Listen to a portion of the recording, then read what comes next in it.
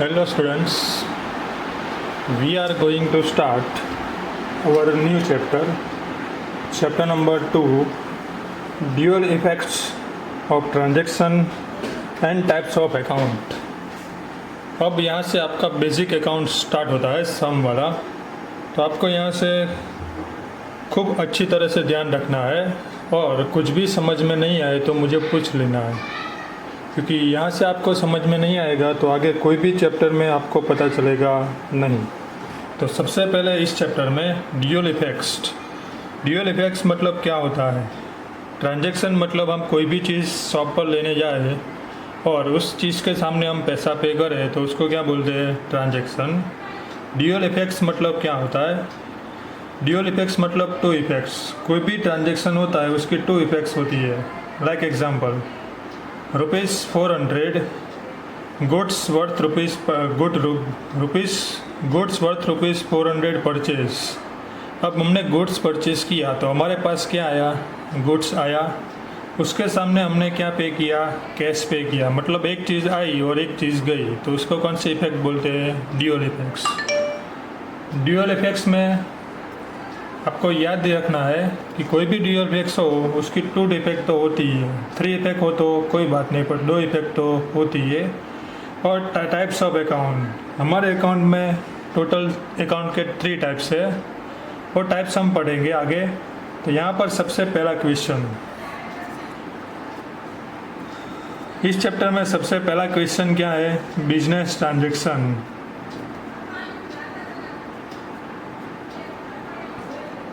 Business transaction मतलब क्या होता है, तो इसकी डेफिनेशन लिखते हैं। बिजनेस ट्रांजैक्शन मीन्स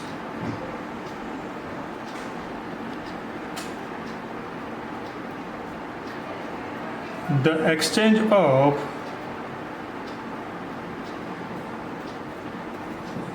प्रोडक्ट और services of business for cash and or on credit between 2 or more than 2 person।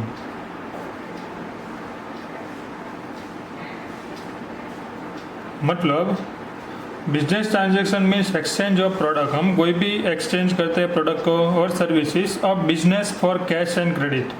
हम मानो कि कोई बिजनेस स्टार्ट करते हैं तो उसमें कैश और क्रेडिट में कई सारी चीज़ क्या करते हैं, एक्सचेंज करते हैं।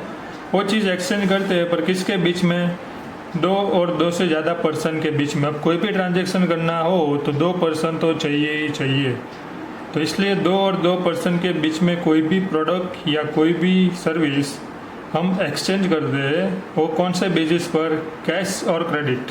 मानो कि कैश में किया, मतलब कोई भी सर्विस हमने ली तो उसके सामने कैश हमने पेड कर दिया, तो उसको कौन सा बोलते हैं, कैश। और क्रेडिट मतलब क्या, कोई भी सर्विस हमने ली पर अभी पैसा पे नहीं किया तो उसको क्या बोलते हैं, क्रेडिट। ऐसा कब होता है, जब आप कोई भी ऑफिस में काम करते हो ना, तब वो आपको मंथली सैलरी देता है। मतलब आप पहले काम कर लो, उसके बाद आपको सैलरी देता है, तो उसको क्या बोलते हैं, क्रेडिट। और कैश में क्या होता है, मानो कि आपने काम किया और तुरंत आपको पैसा मिल गया, तो उसको क्या बोलते हैं, क्रेडिट। और वो किसके बीच में होना चाहिए, 2 और 2 से ज़्यादा पर्सन के बीच में होना चाहिए, तो उसको क्या बोलते हैं, बिजनेस ट्रांजैक्शन। वो ये सब किसके लिए होना चाहिए, बिजनेस के लिए, तो उसको बोलते हैं बिजनेस ट्रांजैक्शन। अब classification of business transaction.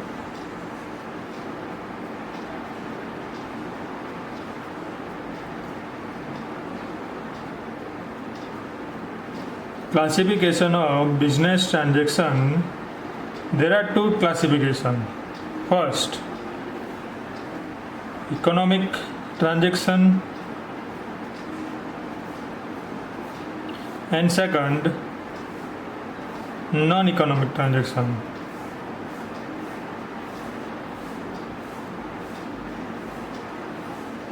Economic में आपको 3 याद रखने हैं।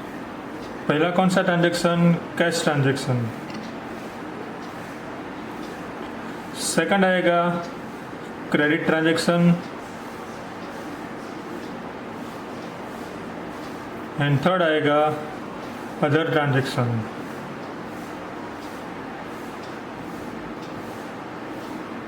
तो अभी हम दो चीज़ पढ़ लेते हैं, economic transaction and non economic transaction. Economic किसको बोलते हैं और नॉन इकोनॉमिक किसको बोलते हैं, वो पढ़ने के लिए हम उसकी डेफिनेशन देखेंगे तो आपको ऑटोमेटिक पता चल जाएगा कि इकोनॉमिक किसको बोलते हैं और नॉन इकोनॉमिक किसको बोलते हैं। तो सबसे पहला economic transaction.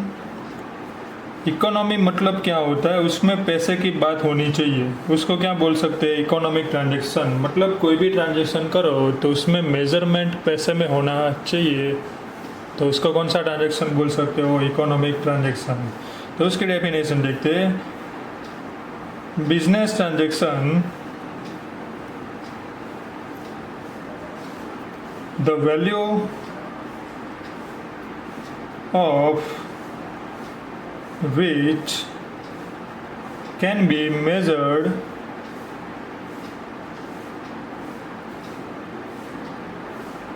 in money form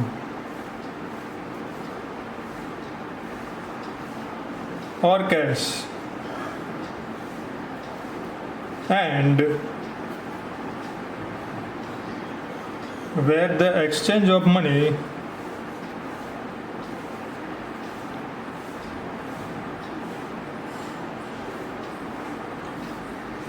in cash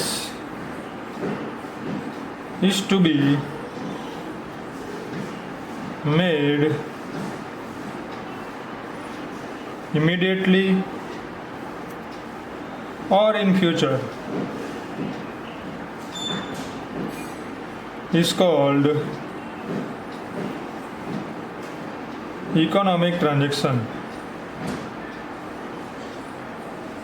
मतलब आप जो ट्रांजेक्शन करो उसका मेजरमेंट किस में होना चाहिए, मनी में होना चाहिए या तो कैश में होना चाहिए। And where exchange of money cash is to be made immediately और फ्यूचर, मतलब अभी आप पे कर दो तो भी चलेगा और फ्यूचर में पे करो तो भी चलेगा, तो इसको कौन सा ट्रांजेक्शन बोलते हैं, economic transaction.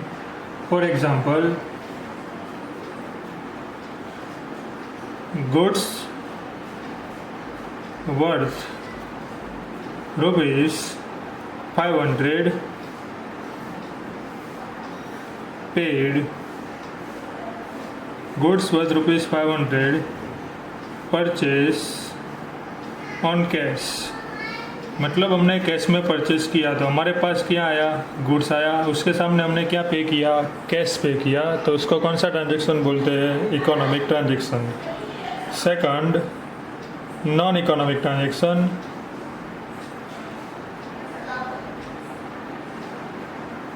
Non economic transaction किसको बोलते हैं, तो नॉन इकोनॉमिक ट्रांजेक्शन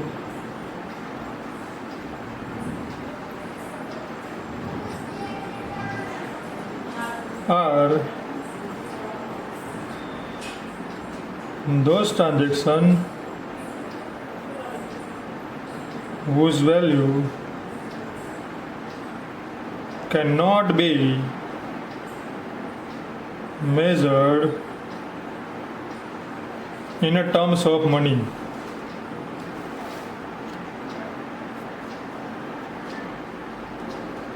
मतलब जिसको मनी में मेजर कर सकते नहीं है उसको कौन सा ट्रांजेक्शन बोलते हैं, non economic. For example, an order is received to supply